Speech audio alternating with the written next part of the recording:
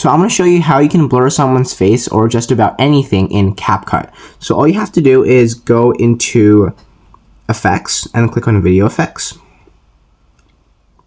And then you want to scroll over and click on Lens. And then you want to find Blur, which is right here. Click on that. Click the check mark. And then now you want to adjust it to however long you want the blur to be. And then you can also adjust the intensity of the blur. We're going to have it at the most intense.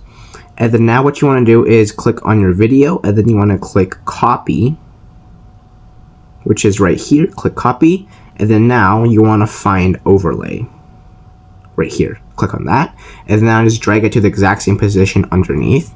And then now what you want to do is click on it and then find mask right here, and then click on circle.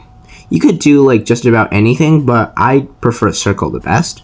And then if it's like this, then you want to click invert, just like that, and then you can adjust the size of the blur to fit the person's face, and then you can put them on Chandler like that. There you go. Now if you want to move the blur with the person's face, then you want to add a key and then go to a mask now. And then you want to scroll, and then let's say right here you want it to align.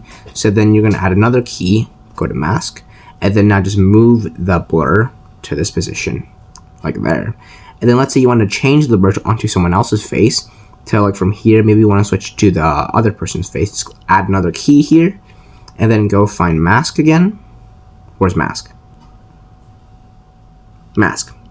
And then you want to move the blur to whoever this person's face is, let's say. So as you can see from this key to this key, the blur transitioned to the other person's face. And then you basically adjust it however you like and play around with it, and that is how you blur on Capcut.